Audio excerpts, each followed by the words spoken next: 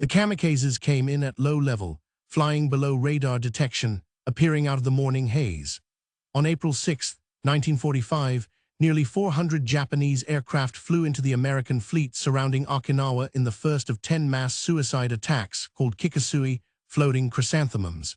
They sank 3 destroyers and damaged over 100 ships in a single day. The crews could see them coming and could not always stop them. The battle for Okinawa, the largest amphibious operation in the Pacific War and the bloodiest, was not going to be decided by a single dramatic engagement. It was going to be decided by attrition, endurance, and a question that neither side could fully answer: how much could each absorb before breaking first?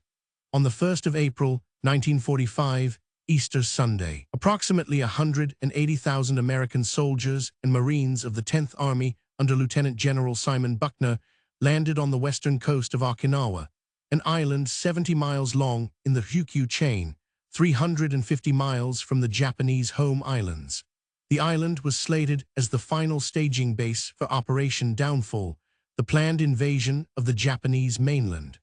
American commanders expected the landing itself to be contested. Instead, Buckner's men went ashore almost unopposed, advancing inland without significant resistance. The 10th Army's operations officer reported up the chain, "April Fools, no opposition." The observation was premature. The Japanese commander on Okinawa, Lieutenant General Mitsuru Ushijima, had learned from Iwo Jima. Beach defense was futile against the weight of American naval gunfire. Instead, he withdrew his forces, 110,000 soldiers and local militia, to the Shuri Line, a network of fortified ridges, caves, and concrete emplacements anchored on the ancient Shuri Castle in the center of the island. The plan was identical to Kuribayashi's at Iwo Jima: bleed the Americans slowly, extract the maximum cost per yard, and in the meantime, allow the kamikaze attacks to decimate the fleet. If American naval losses were heavy enough, and the invasion of Japan itself proved too costly to contemplate, Japan might secure a negotiated settlement that preserved the emperor and the military establishment. The Shuri Line held for almost 2 months. American infantry attacking north found Okinawa's upper portion lightly defended and swept it in 2 weeks. The southern drive into Ushijima's prepared positions was a different matter entirely. Sugar Loaf Hill, Kakazu Ridge, Conical Hill, Half Moon, the terrain features acquired names from the units that bled for them. A single hill called Sugar Loaf Hill changed hands 11 times in 11 days of fighting involving the 6th Marine Division. The rains came in May, turning the battlefield into mud. Tanks became mired. Bodies could not be recovered for days. Wounded men had to be carried back through mud under fire. On May 11th, 5th Fleet Commander Admiral Raymond Spruance and his staff transferred flags, changed command ships, because their flagship, the Indianapolis, had been so heavily damaged by kamikaze attack that it required dry dock repair. Spruance's predecessor in Fleet Command, Admiral Mark Mitcher, had already had his flagship sunk under him twice during the Okinawa campaign. The toll on the fleet was unprecedented. By the campaign's end, 34 ships would be sunk and nearly 400 damaged. Over 4,700 American sailors were killed in the naval campaign alone, more sailors than died at Pearl Harbor. The Shuri Line finally broke in late May after American forces found a gap in the Japanese position and exploited it.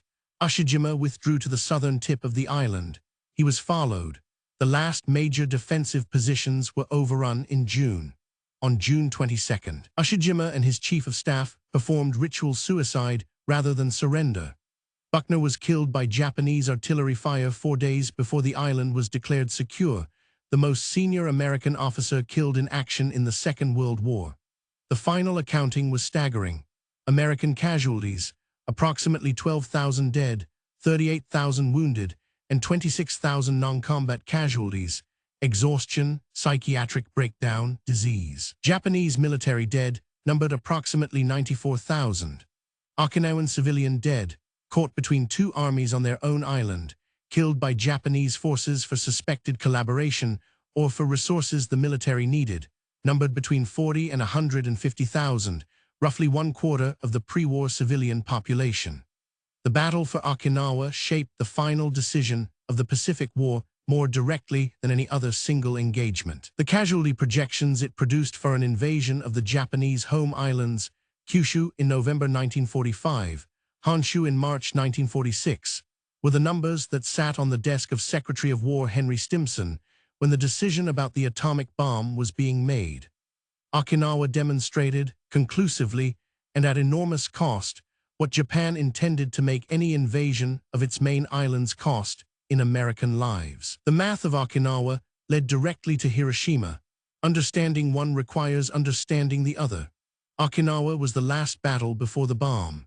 The decision to use atomic weapons against Japan was made by men who had the Okinawa casualty reports on their desks, who had the invasion planning documents in their safes, and who had calculated what a campaign against the Japanese home islands would cost in American dead. Whether that decision was justified remains one of the most contested questions in modern history.